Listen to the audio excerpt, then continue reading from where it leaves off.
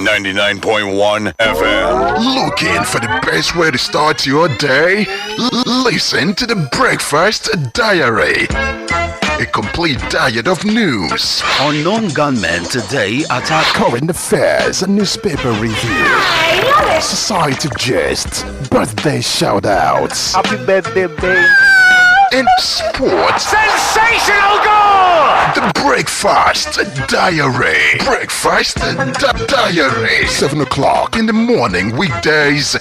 Exclusive on Udenibo FM. Extra, extra, read all about it. Extra. Right, welcome back to Breakfast Diary. Denver 99.1 FM is our Thursday morning. We're keeping tabs on developments in and around the country, making sense of them. Thank you for staying tuned. Zeno.fm is the website to listen live. You can also download the online radio box app. You'll find us there. Straight to our topic of discussion for today, the future of APGA in Anambra State. Here's what's happening. Now, the outcome of the off-cycle governorship election in Imo State has raised a dust on the future of the All Progressives Grand Alliance APGA in Anambra State. The dust was raised when Michael Chibuzor, media aide to the senator representing Anambra South, Ifeanyi Ubah, claimed that the Anambra State Governor, Prof Chukwuma Soludo, had become jittery of Senator Ubah and the All Progressives Congress about the 2025 governorship poll in the state following the victory of the APC in Imo and Kogi State.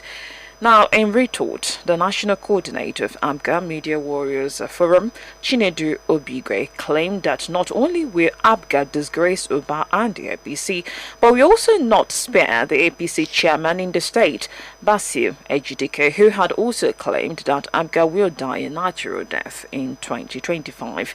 Indeed, the future of APGA in Anambra and Nigeria as a whole has always been a topic of interest to observers. Since 2006, when Mr. Peter Obi was sworn in as the first governor produced by the party, APGA has held sway in Anambra State till date, but with recent developments, its former place as the third largest party in Nigeria has come under scrutiny. In addition to the logic waxed by the APC in the state, the purported planned defection of political bigwigs to APC ahead of the 2025 poll is expected to worry stakeholders in APGA. But what do all this mean for the ruling party in the state? Does the outcome of the Imo and Kogi Guba poll spell doom for APGA in Anambra State? Does the planned defection by bigwigs to APC pose a challenge to the relevance of APGA? What grand plan does APGA have to wave up this seeming threat ahead of the next Guba poll in the state come 2025? These and more we intend to find answers to in our discussion segment today. My name is Njidaka Chinedu, co-anchor is still here, and as well as our analyst, comrade, Aloysius Ata, public affairs, a commentator, political scientist, and of course, a president, civil society organization, South East. And so, comrade, let's start with the first claim here. The claim that Imo State result and Kogi State governorship election result showed that the same thing will be replicated in Anambra State. Okay, let me use that street balance. Imo is not Anambra. So what happened in Imo State cannot automatically translate to what will happen in Anambra, because every state has its own peculiarities, its own political configuration, and what have you.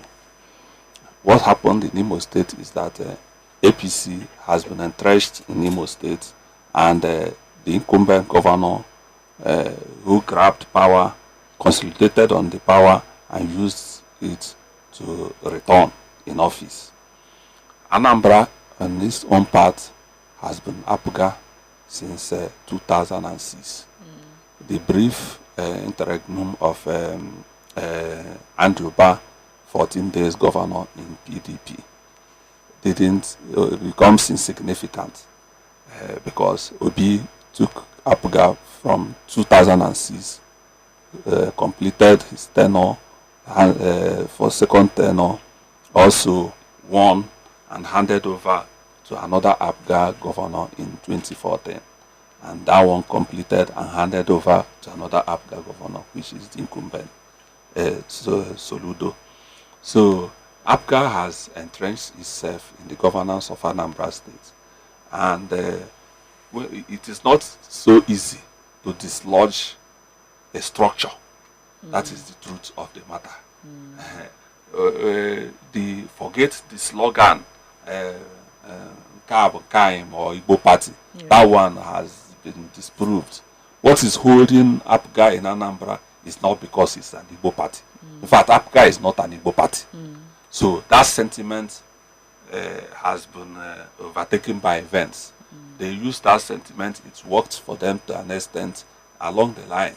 We saw how they handled it, even how the former governor, in fact, made sure. when I reflect on all the most of the things Obiano did when he was governor, I sometimes wonder what kind of person, because the man was so much in a hurry at that time to throw away anything about Ojukwu, which they were using as the symbol of the party and what have you, to enthrone himself. But at the end of the day, he completed his own tenure as governor and fizzled out. He doesn't have any influence now, even in that party now. But APGA is still standing. But APGA is still So yes, APGA is still standing. You linked it to structure. Can you define this structure? Yes. What defines structure is that when a particular party produces the governor, produces the instruments of governance in the executive, in terms of all the executive positions, appointments, and what have you, aides as well, commissioners, that is the executive council, then has the greatest number in the legislature. Before it used to be 30 over 30. Yeah. But we saw the Labour Party on settling that arrangement. Then the government, a lot of things appear to be introduced in governance as APGA. Successive governments copied it, and it has been working for them. What is it? The government made APGA as an extension of even town unions, market unions. Almost every market leader produced in Anambra State is an automatic member of APGA. So that's the structure? Yes. Okay. They use market structure. They use town union structure. They use even church. Despite the fact that it is coded. Church structure plays a great role also. Yeah. So the party being in control of all these things, and the government, which is, you cannot separate the government from the party now. Yeah. So at every election period, they use all these things.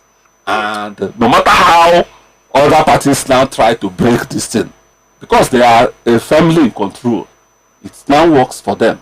Because the town union leader or PG in every community will get money from government, go down to his people and tell them, we will deliver APGA. Market, Anambra is about market. You don't underestimate it. Yeah. Every market leader also will also get and tell the traders, we are going to deliver APGA. Yeah. Weaving all lots of sentiments into it, and the money they will also control. These things works for them. So, comrade. So anybody saying that APC is coming to this, anyway, we will talk about that one. Perception and other things. Okay. So I'm wondering, before we delve into the future of APGA, you know what they say about knowing your history before you run to your future.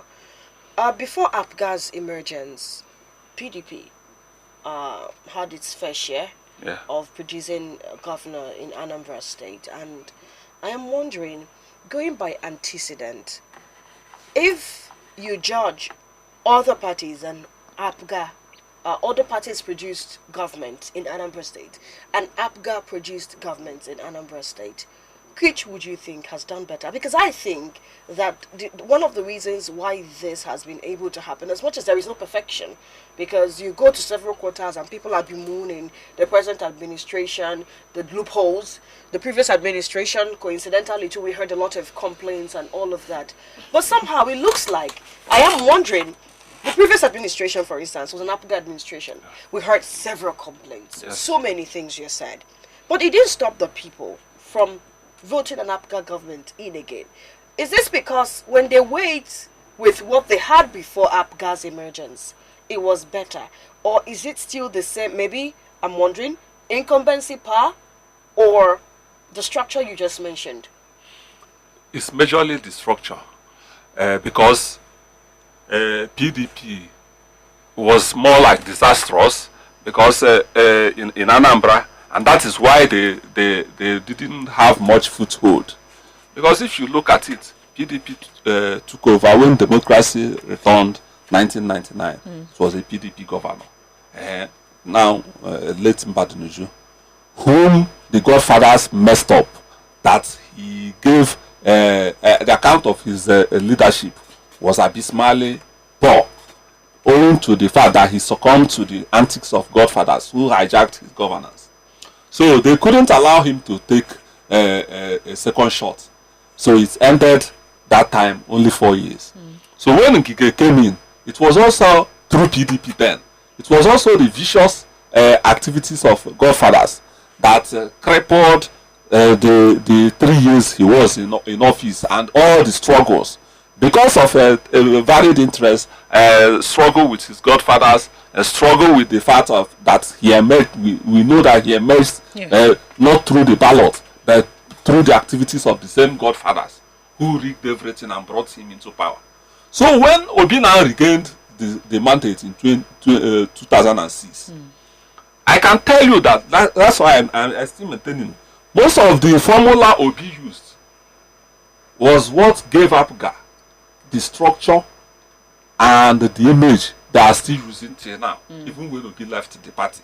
You know, so if you look at it over time, yes, a lot of complaints during Obiano's administration, but at the end of the day also, because of that same structure and the fact that they made a good choice, I must say, because Soludo had a very positive perception. So if Obiano had given the party ticket to another person other than Soludo, I wonder it would have been more hard for APGA to succeed. But giving the ticket to Soludo also helped. With this structure they have created over time, people were like, it is better I follow the devil I know more than the angel I don't. I mean, I share that sentiment of Soludo being the magic wand, because the past we had analyzed the future of APGA here. We did mention that Soludo should be the magic wand because there was this negative perception that was trailing APGA at the time, especially when you look at their alliance with the center, things of that nature. But you know what they say, politics is dynamic, and so you think that the current structure may be quite difficult to displace. But PDP at the national level had a structure, but it was displaced by APC. That was a dynamic that was thrown up, But then again, I'm looking at another dynamic that is coming, which is being claimed as possible reason to actually displace APGA, and that's the bigwigs moving into APC. You have Senator Ifeanyi Ubah. There was a report that Uche Kunife is also having some sort of affiliation. Yes, she was a member. She was a member of the Imo governorship council in Imo State, and Obiano has come out to disclaim that report that he's moving to APC. But when you look at this alliance and this underground move, don't you think that they can actually do something here in Anambra State? The truth of the matter is that for APC to take over Anambra, it's going to be capturing the state, war. Not that if you are to say, let's do election the normal way, one man, one vote, and even party structure in terms of mobilizing people, money and what have you, APC will take over. The only condition APC can take over Anambra presently from Soludo or APGA during the next election is by through state capture. What do I mean by state capture? Yes,